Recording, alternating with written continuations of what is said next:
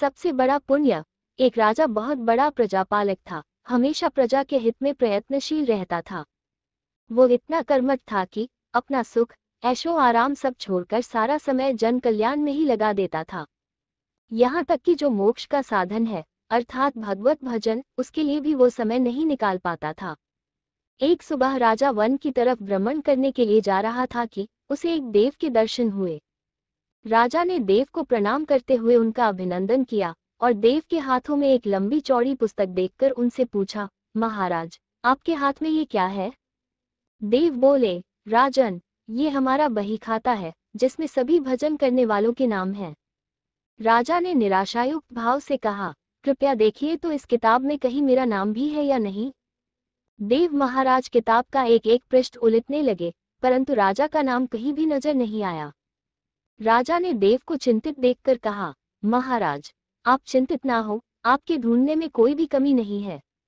वास्तव में ये मेरा दुर्भाग्य है कि मैं भजन कीर्तन के लिए समय नहीं निकाल पाता, और इसीलिए मेरा नाम यहाँ नहीं है।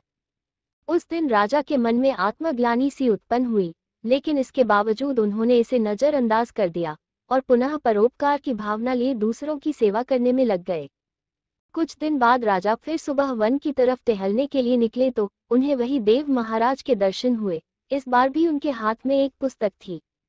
इस पुस्तक के रंग और आकार में बहुत भेद था और यह पहली वाली से काफी छोटी भी थी।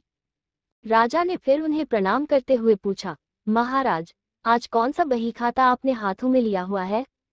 देव ने कहा, राजन, आज के बही खाते में उन लोगों का नाम लिखा है जो ईश्वर को सबसे अधिक प्रिय हैं। राजा ने कहा, कितने भाग्यशाली होंगे वे लोग, निश्चित ही वे दिन रात भगवत भजन में लीन रहते होंगे। क्या इस पुस्तक में कोई मेरे राज्य का भी नागरिक है? देव महाराज ने बही खाता खोला और ये क्या, पहले पन्ने पर पहला नाम राजा का ही था। राजा ने आश्चर्यचकित होकर पूछा, महाराज, मेरा नाम इसमें कैसे लिखा हुआ है? मैं तो मंदिर भी कभी कभार ही जाता हूँ। देव ने कहा, राजन, इसमें आश्चर्य की क्या बात है? जो लोग निष्काम होकर संसार की सेवा करते हैं, जो लोग संसार के उपकार में अपना जीवन अर्पण करते हैं, जो लोग मुक्ति का लोभ भी त्याग कर प्रभु के निर्बल संतानों की सेवा सहायता में अपना योगदान देते हैं, उन त्यागी महापुरुषों का भजन स्वयं ईश्वर करता है। ऐ राजन, तू मत पछता कि तू पूजा पाठ नहीं करता, लोगों की सेवा कर, तू असल में भगवान की ही पूजा करता है। परोपकार और निस्वार्थ लोक सेवा किसी भी उपासना से बढ़कर है। देव ने वेदों का उदाहरण देते हुए कहा, कुर्वन्नेवै कर्माणि जिजीविषेच्छा समाह एवान्त्वापनान्यतो अस्ति व कर्म लिप्यते नरे। अर्थात कर्म करते हुए 100 वर्ष जीने की इच्छा करो तो कर्मबंधन में लिप्त हो जाओगे। राजन, भगवान दीनदयालु है, उन्हें खुशामद नहीं भाती बल्कि आचरण भाता है। सच्ची भक्ति तो यही है कि परोपकार करो, दीन दुखियों का हित साधन करो। अनाथ, विधवा, किसान व निर्धन आज अत्याचारियों से सताए जाते हैं, इनकी यथाशक्ति सहायता और सेवा करो और यही परम भक्ति है।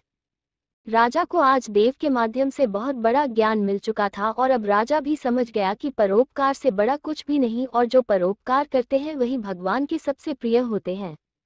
मित्रों, जो व्यक्ति निस्वार्थ भाव से लोगों की सेवा करने के लिए आगे आते हैं, परमात्मा हर समय उनके कल्याण के लिए यत्न करता है।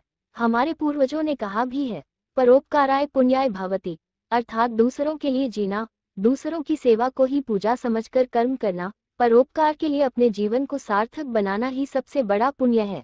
और जब आप भी ऐसा करेंगे तो स्वतः ही आप वो ईश्वर के प्रिय भक्तों में शामिल हो जाएंगे।